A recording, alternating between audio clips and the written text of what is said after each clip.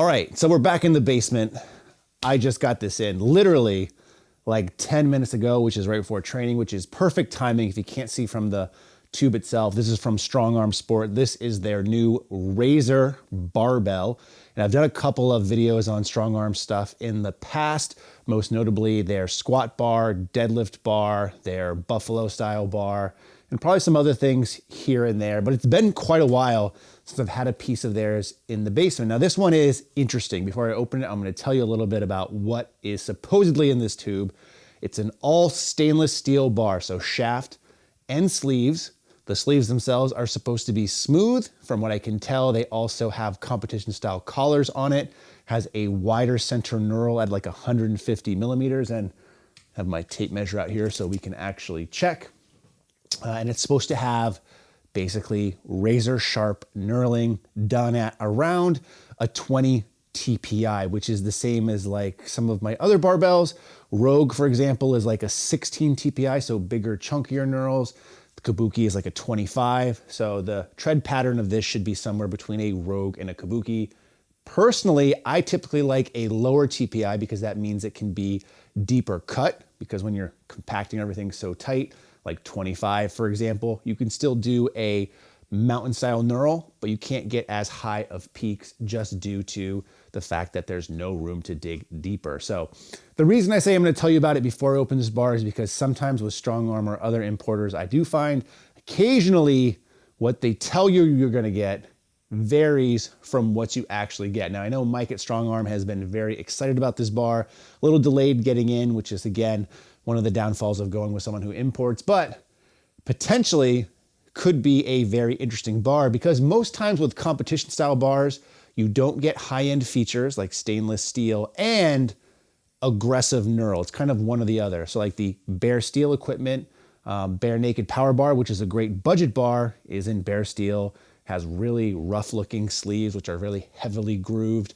Or you can go on the other spectrum and look at like a stainless steel Ohio power bar in 20 kg, which is gonna run you like 500 bucks. This one is not cheap. List price is $479 in the US or $360 if you are in Canada. I don't know how that works out, but I believe in the US at least this is free shipping. So just gonna talk about it and tell you my first impressions and take it through its paces as I train today. Now, first thing I will say, in the past, I have had issues receiving stuff from Strong Arm. This bar, at least initially, looks to be in perfect shape. The tube, nice and firm, which is what we like to see. And the end cap finish is probably one of my favorite in terms of shipping, which not a lot of people do. And that is they have a big plastic cap that is secured by screws. So a lot of times you see staples, you see tape, you see other things. These screws tend to hold very well from what I can see. And they have big padded ends, and it's not a hard metal end or anything like that, or tape where it could still get banged up in transit. And it uses screws to attach, which is the reason why I'm holding this, if you haven't been able to figure that out already. So it makes opening these typically a very easy process, but we'll see if we can do it live on camera. And it looks like we probably have like 5 or 6 screws. I did not plan this out in terms of where I should be putting these things. Although I'm sure you're thinking in your mind, I know where you can put it, Brandon. Touche, my friends, touche. Let's keep going here, make sure we get them all. The nice thing about this too is if I ever choose to resell any of my other bars, I can reuse this tube and this packaging accordingly. And it came right out. So a couple of things, and I'll come and show you a close-up of this end cap. It also has, if I can get it out, 2 things. So, number one, here is the topper or tube cap, if you will, that's screwed in. It's thick, so it has some beef to it, so it offers some protection in that regard. And then on the ends of the barbell itself, have these little mini tubes. So, first impressions as far as the packaging goes, really nice. Love to see it. Now this is the best and worst part about opening one of these bars, or untubing, if you will, is taking it out of the tube. A lot of time if there's damage towards the end of these things, which there usually is, it's hard to get the collars through. This one looks to be in pretty good shape. We'll see in just a second. The other problem is in bars that are extremely well knurled, as you kind of get it out of the tube, the knurling kind of runs along the edge or lip of the tube itself, and you get cardboard all in the knurl, which you of course can clean out, but it is just annoying. So let's see how this goes. This is a very professional method. Just tip it and sort it. And what I can tell you right now is we're not gonna have that problem, because as you'll see in a second, the bar itself is completely covered in plastic. Now again, with Strong Arm and some other importers, what I've seen is when they ship you bare steel bars, they almost always put it in plastic because that's going to help keep the oil on. So they heavily oil a lot of the bars when they ship them. That way they don't rust when they're coming from overseas or whatever. In this case, still has a bag on, which is pretty nice. It does still look like there's some oil on here, which isn't a big deal. We can wipe that off. Here's the other end cap that I will save. And let's open this. Now, again, this is supposed to be their razor bar. And even though I'm gripping through a plastic, it doesn't feel tremendously sharp just yet, but again, we will see. I can confirm that the sleeves are completely smooth. I'll get you guys some B-roll so you can see this as well. Let's open this. I'm gonna try not to touch the knurling until we've fully debagged. Bet you guys didn't think you were getting into this when you clicked on this video. All right, first feel. Let's come around the backside. It's one of my favorite things to do. You ready?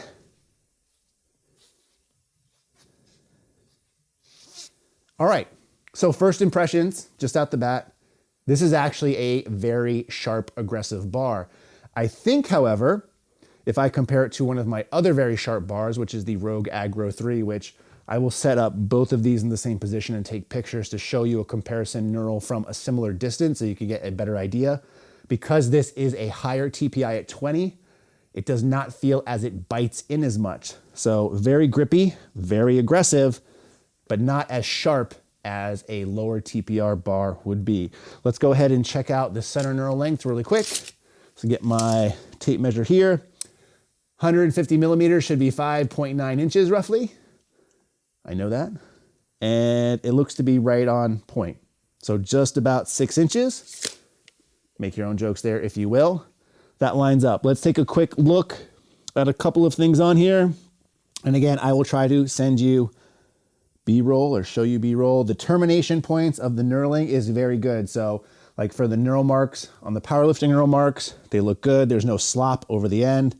They're very finely done. The knurl looks to go under the sleeve, which in some cases can cause the sleeves to not spin very well.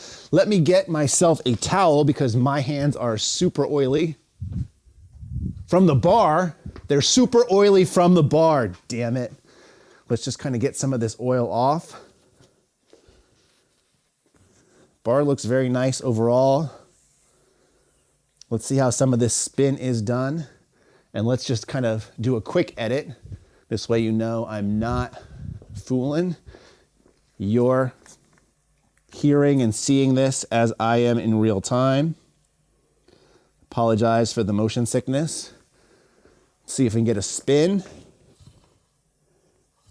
So not very much spin, which I don't have a problem with. This reminds me of like my Hansu type bars, which some people say has bad spin. For powerlifting, I don't really care. You know, obviously it rotates, it spins, it's not catching on anything, it's not making any loud noises, so it's smooth. It's just not a very big spin. There does seem to be a little bit, I don't want to say damage, because it's not damage. I don't know if you'll even be able to see this. There seems to be a little bit of wear on the collar right here.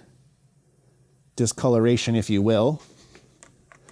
One of the things I'm curious about is the tolerance of the sleeve itself.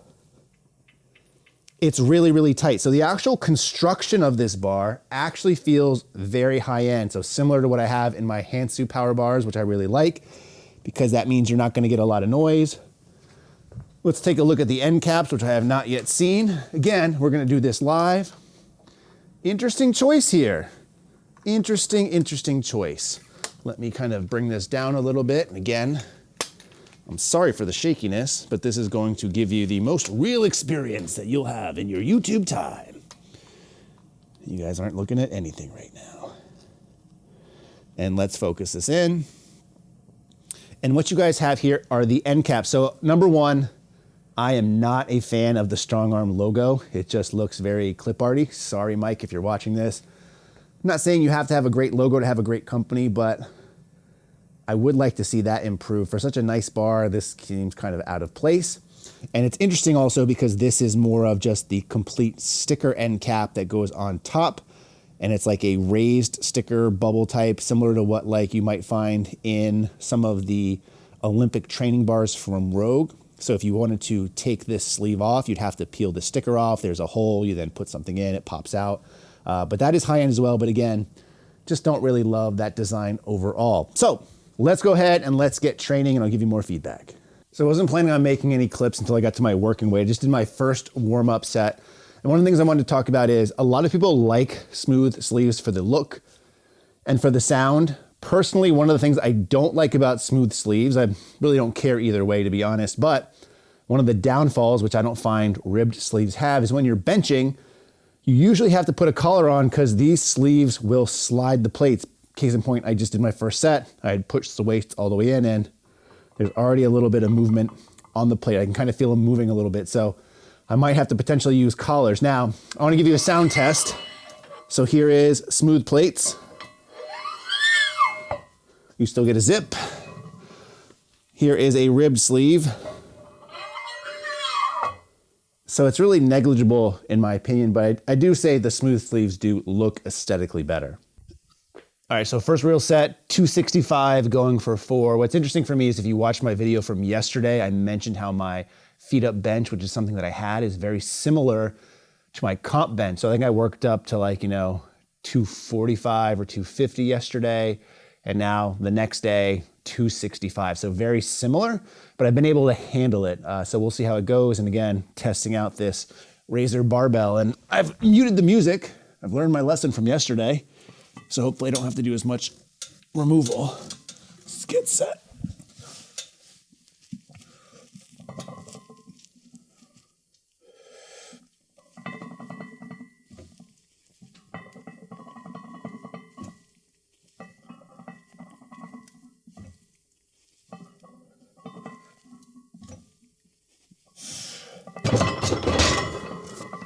So that felt about right. And if I'm being honest with you, which of course I always am, Juggernaut, based off of my pre-training surveys the last couple of days, actually had reduced my load. So initially, if everything was great, it should be 265, which I did right now. But because the last couple of days I've been putting in that I haven't been feeling very well, it actually had a top of like 250. But again, since yesterday felt good benching, I knew today would be there, and obviously that went well.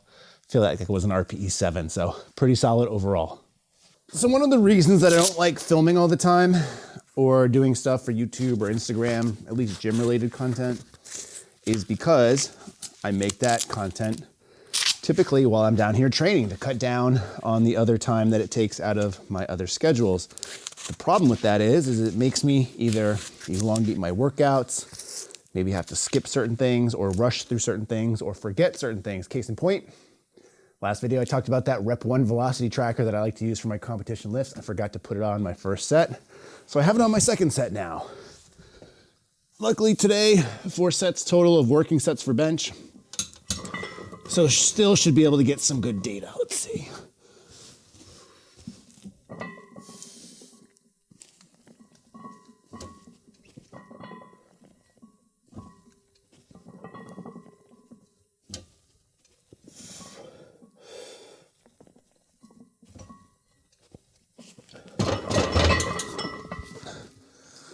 .29. So for me, bench typically moves slower for stuff, but I still think that was around a 7, so that's what I'm gonna log it. So I got a lot of comments about that velocity tracker and if it's useful or whatever, and to be honest, one of the most useful things I find about it technically shouldn't cost any money, and it doesn't really need something that's super technical. And that is, just having it on there makes me think or focus on trying to move the bar faster because again, I want to get a good number. So my goals for these sets, especially where the weight's remaining static, 265 for all of these, I just want to try to get as close to or better than the last time. So I don't want the velocity to go down if I can help it. So 0.29, let's see if we can improve upon that.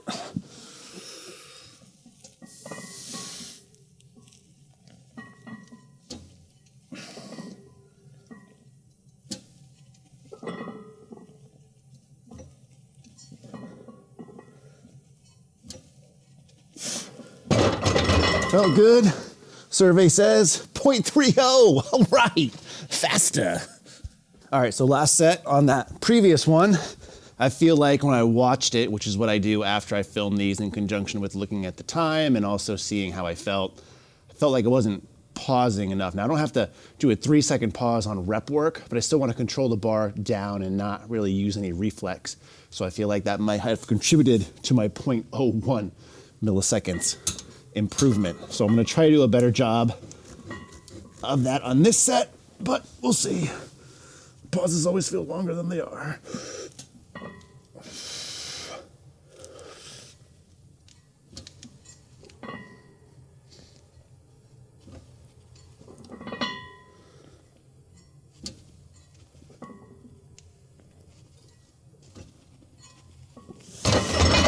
Survey says 0.30.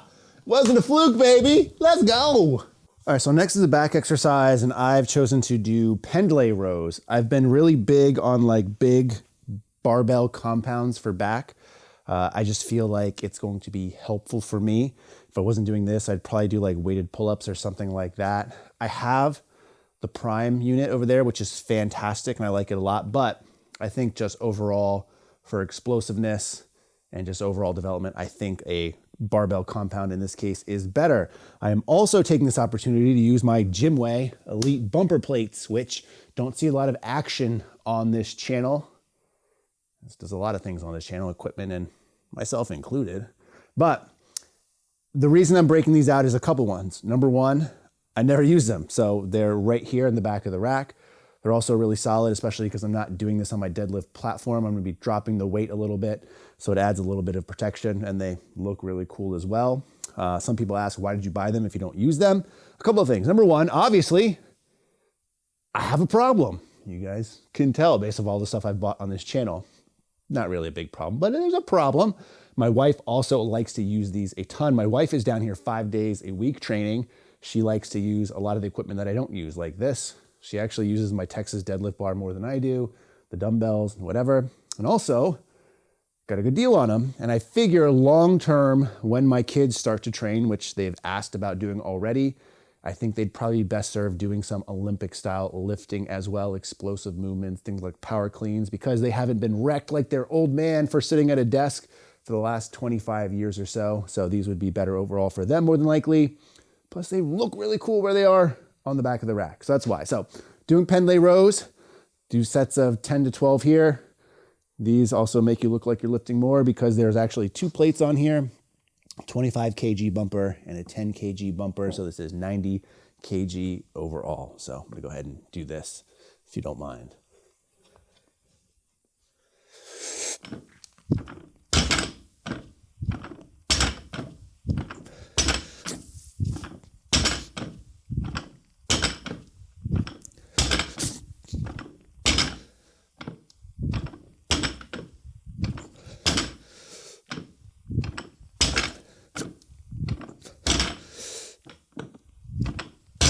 Now, one of the things with these that's also good is these are great for deadlifting. The reason being is if you do not get yourself tight, pull whatever the slack is out of the bar out, you're gonna jack yourself up. I may have done that already, but Pendlay Rows, buddy. All right, so after a couple of sets of Pendlay Rows, it's a shoulder exercise. This is another one that Juggernaut lets me pick. Now, typically when they let you pick an exercise, they give you suggested movements to do, and overhead press, which I'm gonna do right now, is actually not one of those suggested exercises. I think it's because this is more of a compound movement. I don't find a lot of overhead press in Juggernaut as is, and if it is programmed in, it's typically when you set a specific sticking point on bench that it programs it in. I'm just doing it because honestly, it is the worst lift that I have. I've always been a tremendously bad overhead presser. I think part of it is just my flexibility, especially when it comes to shoulders and mobility there. I can't get in a strong position where I'm really pressing up. So in most cases, I'm pressing like up and out. That's one of the reasons I hang every day before I come to train, just to kind of help that. And I figure this would just be a nice thing to kind of add in. Hopefully I don't scrape my chin or my nose, which I haven't done before. But if I do that with this bar, we're gonna have a problem.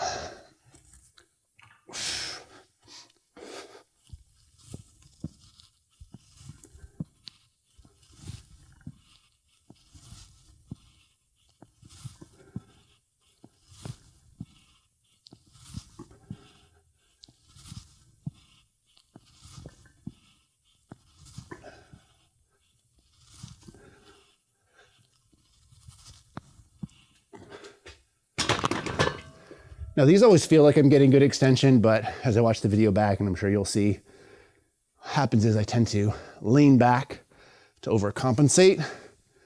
But the good news is that might have good carry over to my bench.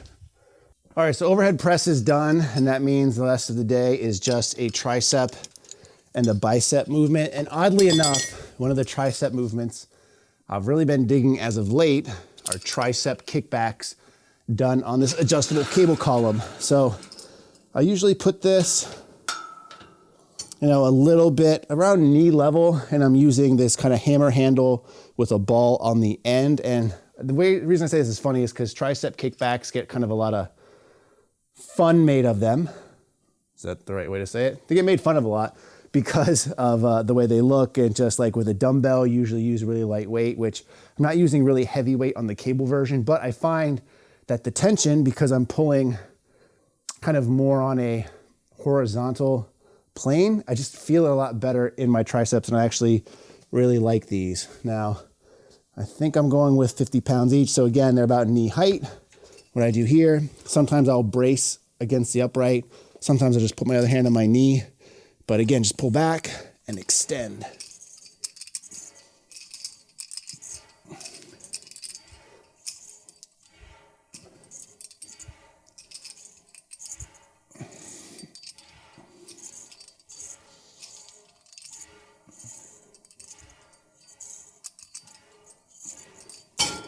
And I struggle to do that, so that lockout is really tough. So I like these a lot. I'm gonna switch into my other hand now, and then I'll see you for biceps in a second.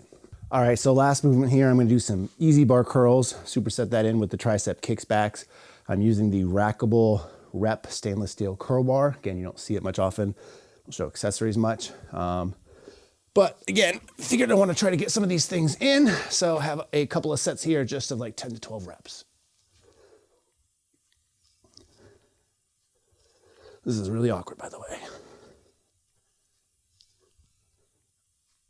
I'm trying to mix up these angles so it's not so annoying and static, but this is pretty narcissistic of me.